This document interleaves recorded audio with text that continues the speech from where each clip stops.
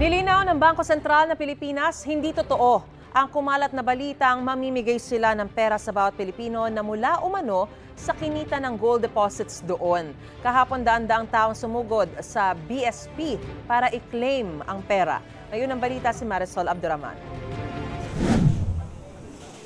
Nasa 1,000 tao ang sumuod kanina sa tanggapan ng Bangko Sentral ng Pilipinas sa Maynila.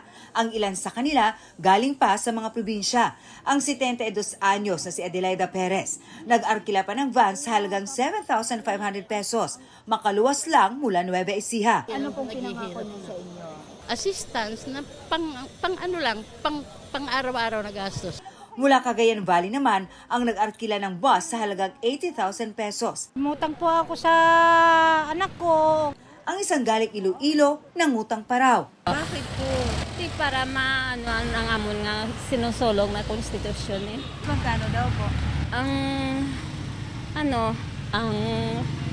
primero, 1 milyon. Kahit nga ang hirap nang maglakad na si Aling Lolita, 70 anyos mula Pangasinan, kasama sa mga napadayo. Para mabaklas kasi pagbaklas ito ng kahirapan. Ang hiling nila, ipamigay ang perang katumbas umano ng ginto. Ito ang tinatawag na ang bagong lipunan, which is printed with the backup of gold amounting to more than 100 trillion pesos intended for all the Filipino people. Ang kayamanang nakatago dito sa Bangko Sentral ay fully matured na. Kahit pa wala talagang patagong ginto sa Bangko Sentral, gaya ng sinasabi ng umunoy leader ng grupo. Giit pa ng Bangko Sentral, hindi ito namimigay ng pera sa taong bayan. Sa halip, ay sa pamahalaan ito nagbibigay ng dibidendo para sa mga programang mag-aangat sa buhay ng mga Pilipino.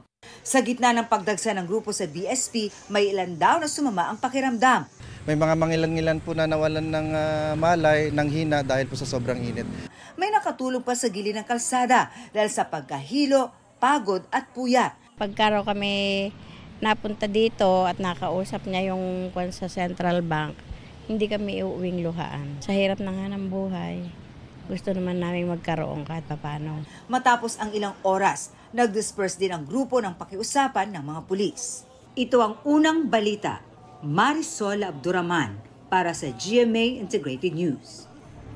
Mga kapuso, para una ka sa mga balita, mag-subscribe sa GMA Integrated News sa YouTube. Sa mga kapuso abroad, subaybayan niyo po kami sa GMA Pinoy TV at sa www.gmanews.tv.